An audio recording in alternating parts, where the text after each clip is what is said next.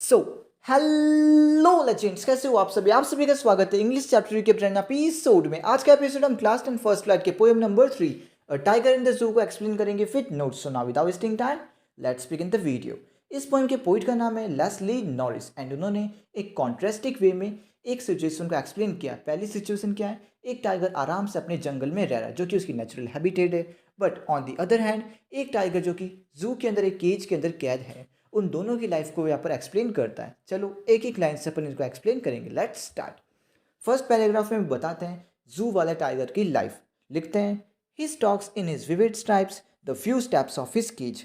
Stripes यानी कि एक टाइगर के ऊपर जो डिज़ाइन बनी हुई होती है ब्लैक कलर की। विविड यानी कि अलग अलग, सेम थोड़ी ना होती डिज़ाइन, सब अलग अलग पैटर्न में डिज़ाइन होती है, ठीक है। वो उस केज में थोड़ी सी जगह है, वहाँ पर वो थोड़ा सा चलता है। एंड चलता भी कैसा है, लिखा हुआ है on pads of velvet quiet in his quiet rage, यानी कि वो एकदम धीरे धीरे कदमों से चलता है। एंड वेलवेट एक कपड़ा होता है, उसकी तरह स्मूथली ये चलता है और बहुत क्वाइटली। एंड रेज यानी कि उसका जो गुस्सा है वो भी शांत है, क्वाइट है। दूसरे पैराग्राफ में बताते हैं उस टाइगर की जो कि जंगल के अंदर है। लिखते हैं he should B lurking in shadow sliding through long grass, यानी कि लंबी ग्रास के पीछे वो छुप के वो चल रहा है। एंड रात का समय है, अपने सैडो के तरह, यानी कि किसी को दिखने अंधेरा है। एंड कहाँ पर वो जा रहा है, near the water hole where plump deer pass, यानी कि पानी का कोई लेक कह सकते हो, झील कह सकते हो, जहाँ पर डियर यानी कि हिरन आते हैं। किस लिए आप समझ चुके हो, ताकि हिरन यहाँ पर आएगा पानी पीने के लिए एंड वो उस पर अटैक कर देगा उसे खाने के लिए, ठीक है। थर्ड पैराग्राफ में भी वो उसी टाइगर के बारे में बताता है जो कि जंगल में होता है। लिखते हैं he should be snarling around houses at the jungle's edge, यानी कि वो जंगल के आसपास में जितने भी घर है वहाँ पर वो घूमता रहता है। एंड लिखते हैं bearing his white fang his claws terrorising the village. Fang यानी कि तीखे दांत जिनसे वो बाइट कर सकता है, क्लॉज यानी कि नाखून, इन सब से वो पूरे गांव के लोगों में आतंक यानी कि टेरराइज कर चुका है, उनमें आतंक फैल चुका है।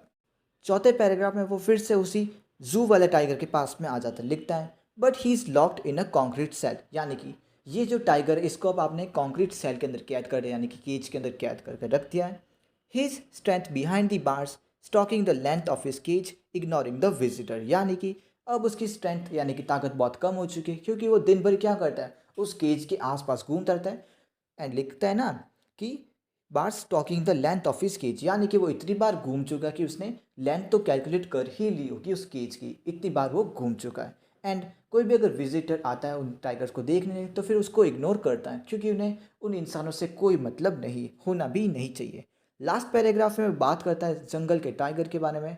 उसमें लिखता है he hears the last voice at night of the patrolling cars, यानी कि पेट्रोलिंग कार्स यानी कि पुलिस की आप कार समझ सकते हो या फिर इन जू वालों की कार समझ सकते हो। इसी से वो समझ गया था रात के टाइम। एंड आगे लिखता है and stairs with his brilliant eyes at the brilliant stars, यानी कि वो अपनी चमकती हुई आंखों से चमकते हुए तारों को देखता है। रात का समय ये पक्का है, ठीक है। तो यही थी ये पोयम। इसी में इसने एक्सप्लेन कर दिया कि कैसे एक जो जंगल में टाइगर वो तो बहुत स्ट्रांग है एंड सब जगह अपने दबदबा फैला के रखता, बट जो जू वाला टाइगर है वो एकदम डरपोक और कमज़ोर हो चुका। लास्ट पैराग्राफ से मुझे ऐसे समझ में आ रहा है कि ना ये एक ही टाइगर है जिसकी अलग अलग कंडीशन में लाइफ बताई गई है। बट आप इसको ऐसे भी समझ सकते हो कि दो टाइगर्स की लाइफ है, जैसे भी समझना है आप समझ सकते हो। चलो एक्सप्लेनेशन तो हो गई, अब हम थोड़े से क्वेश्चन आंसर कर लेते हैं, ओके। थर्ड पैराग्राफ में वो वर्ड आया था ना स्नैरलिंग अराउंड दी हाउसेस, तो फिर स्नैरलिंग का मतलब होता है गुस्सा, एंगर वाली जो साउंड है वो ये यहाँ पर करता है, ठीक है। अब चलो क्वेश्चन आंसर स्टार्ट करते हैं।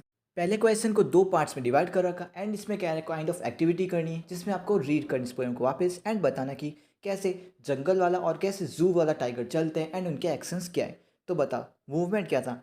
जो अपना जंगल वाला टाइगर था वो तो आराम से स्लाइडिंग वे में चल रहा था लॉन्ग ग्रासेस के पास में, वो स्नार्लिंग करा यानी कि दहाड़ रहा था गुस्से के साथ में। उसके क्लोज थे, उसके वाइट फैंक्स थे जिससे वो जंगल वालों को सबको डराता था। But on the other hand जो अपना बेचारा जो जू वाला था वो हल्का सा बस अपने केज के आसपास ही चल सकता था, वो एकदम कमज़ोर हो चुका था। ऐसा आप कॉलम बना के लिख सकते हो। सेकंड क्वेश्चन इसमें पूछता है कि दो कॉलम्स जहाँ पर उनकी दो कंडीशंस दो प्लेसेस बताए गए उनको अंडरलाइन करो या फिर दो कॉलम्स में लिख दो। तो फिर हमें कहाँ से पता चलता है, वो लिखता है ना ऑन हिज केज, यानी कि वो अपने केज के अंदर कैद है, यानी कि वो जू के अंदर है। And second terrorising the village near the forest, यानी कि वो जंगल में है। यहाँ से हमें पता चलता है कि उसकी दो प्लेसेस कौन सी है।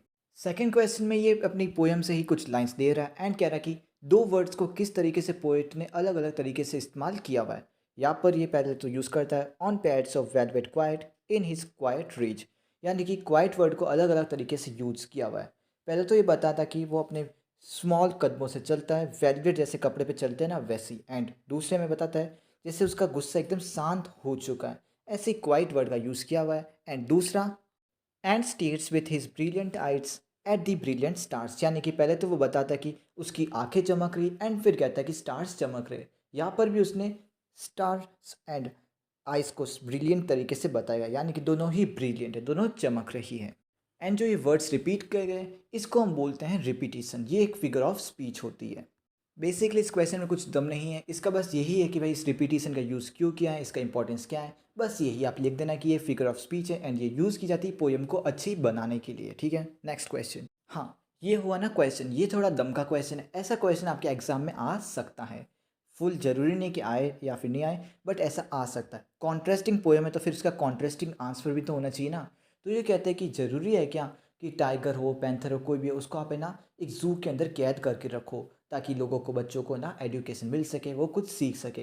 एंड इसका कुछ अल्टरनेटिव है क्या? तो हाँ, ज़रूरी थोड़ी ना कि आप उसको एक जू के अंदर ही कैद रखो, पैसे कमाने का ज़रिया बना लो। आप उसको एक बायोलॉजिकल रिजर्व में तो रख सकते हो ना, जहाँ पर एनिमल्स को वहाँ पर संभाल के रखा जाता है, उनकी केयर की जाती है। और आप उसको जंगल में छोड़ दो तो सबसे बेस्ट। बट अगर आप उनको रखना भी चाहते हो अपने नज़रिए में, तो फिर उसको आप एक बायोलॉजिकल रिजर्व में रख सकते हो। ठीक है, ये इसी के साथ ये पोएम ओवर होती है। कोई भी डाउट हो, कोई भी क्वेरी हो तो फिर प्लीज़ पूछेगा ज़रूर। सो इसी के साथ ये पोएम ओवर होती है। गुड बाय जेंट्स, मिलते हैं अगला एपिसोड में। जय हिंद।